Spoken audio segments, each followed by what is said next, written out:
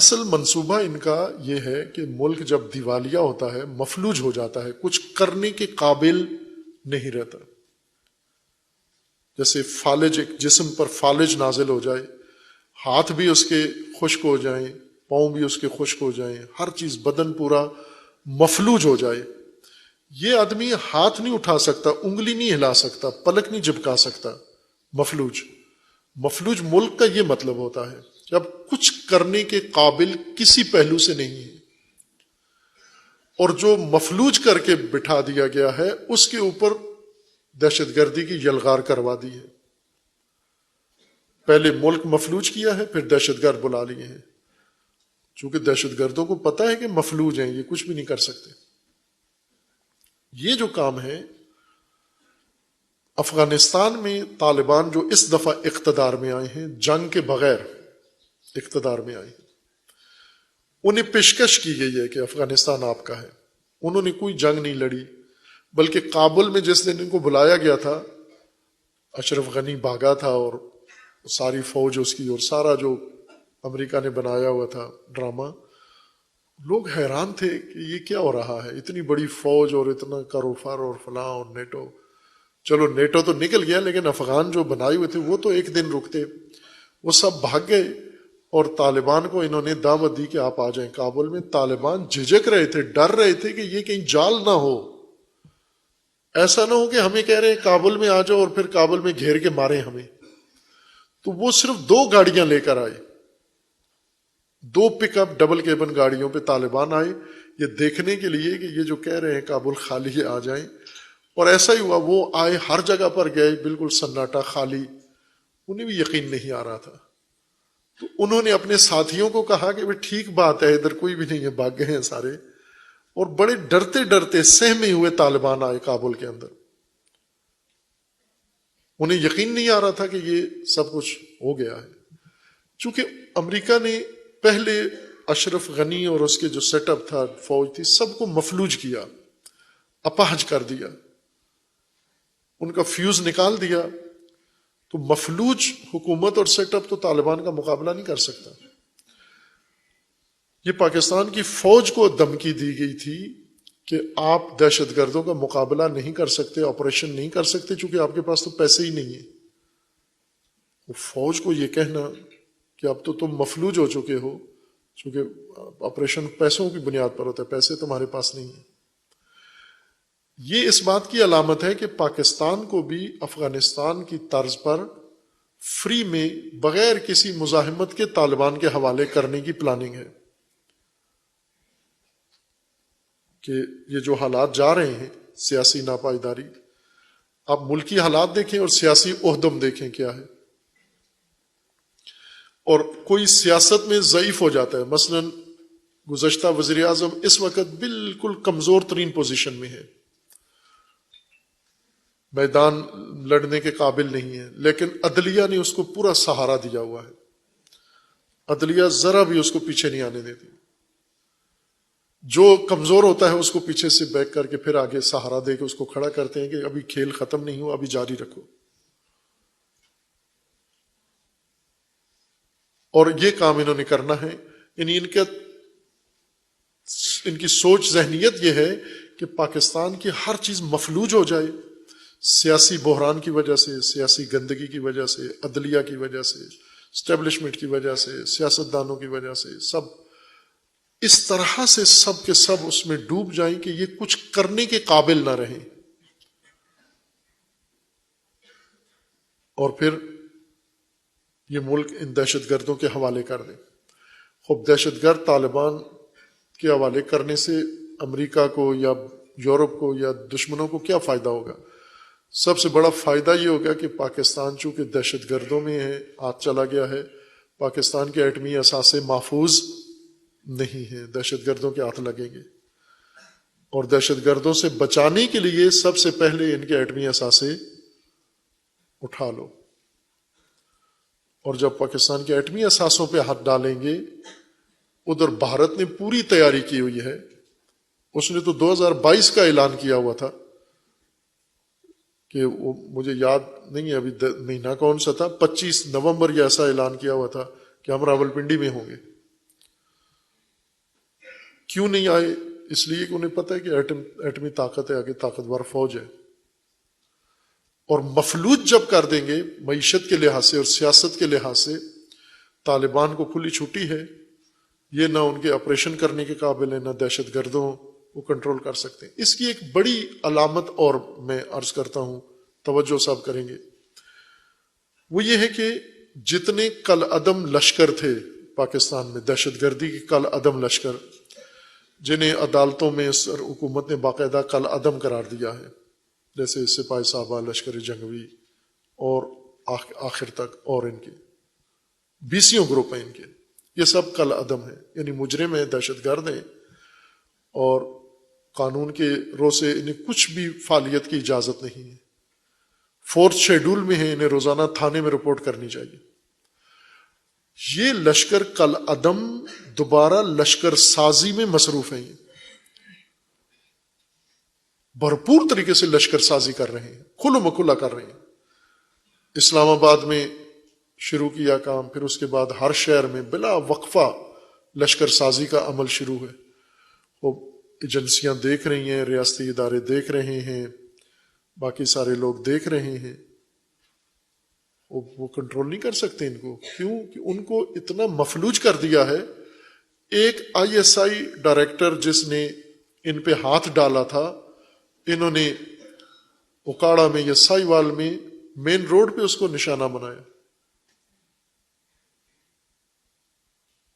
ان کے net work اداروں کے اندر موجود ہیں دہشت گردوں کے۔ کل عدم لوگوں کو لشکر سازی کی اجازت کیوں دی جا رہی ہے؟ میڈیا کیوں چپ ہے؟ حکومت کوئی ایکشن نہیں لیتی۔ حکومت ساری توجہ عمران خان کو کنٹرول کرنے میں، اس کی ریلی روکے۔ اب عمران خان ریلی نکالتا ہے، اس کے لیے آپ پولیس کھڑی کر دیتے ہو۔ کل عدم لشکر، کل عدم دہشت گرد لشکر بنانے میں مصروف ہیں، وہاں نہیں وزارت داخلہ کو فرصت، توجہ۔ سارا خطرہ تمہیں عمران خان سے ہو گیا ہے۔ اصل عمران خان اور یہ خان سارے مل کے ایک خان ہے سارے، اور وہ ہیں خیانت والے خان۔ سب خیانت کر رہے ہیں ملک کے ساتھ۔ ریاستی اداروں کو اپنے میں مشغول کر لیا ہے، معیشت تباہ کر دی ہے، بالکل مفلوج کر دیا۔ آپ یہ گزشتہ 2-3 ہفتوں میں دیکھیں، کوئی دن ایسا نہیں گزرا جب طالبان نے افواج پر حملہ نہ کیا ہو، رینجرز پر حملہ نہ کیا ہو، پولیس پر نہ کیا ہو۔ ڈیرہ اسماعیل خان اور بلوچستان تسلسل کے ساتھ، وزیرستان، روزانہ دہشت گردی، روزانہ دہشت گردی۔ یہ سمجھیں یہ کون سی جنگ ہے جو طالبان نے پاکستان میں شروع کی ہے؟ یہ وہی جنگ ہے جو طالبان نے افغانستان میں شروع کی تھی۔ اس کو اصطلاح میں، جنگوں کی اصطلاح میں اس کو کہا جاتا ہے فرسودگی کی جنگ، فرسودہ کر دینے والی جنگ یا فرسائشی جنگ۔ یعنی وہ جنگ جو قبضہ نہیں ہوتا اس میں، یہ وہ جنگ ہے جو حوصلے توڑنے کے لیے، مایوسی پھیلانے کے لیے۔ مثلا اب ہو کیا رہا ہے کہ پولیس میں کامیاب ہو چکے ہیں دہشت گرد طالبان۔ پاکستان کی پولیس، خصوصاً خیبر پختونخوا کی پولیس کو انہوں نے مکمل طور پر، نفسیاتی طور پر انہوں نے اس کو مفلوج کر دیا ہے۔ یعنی جب حملے کرتے ہیں، پولیس اپنا دفاع نہیں کر سکتی، پولیس کو وسائل نہیں دیتے، پولیس کے پاس کچھ بھی نہیں ہے۔ اور ہر پولیس والا خیبر پختونخوا میں یہ احساس کر رہا ہے کہ میں خطرے میں ہوں، میں گھر میں ہوا تو بھی مار دیں گے، تھانے میں ہوا تو بھی مار دیں گے، چوکی پہ ہوا تو بھی مار دیں گے۔ ان کا کام یہی ہے کہ پولیس کے لیے ایسا ماحول بناؤ کہ پولیس کے چھکے چھوٹ جائیں، پولیس ذہنی طور پہ شکست خوردہ ہو جائے، پولیس اپنا عزم توڑ دے۔ خیبر پختونخوا میں پولیس افسر عہدہ لینے کے لیے تیار نہیں ہے۔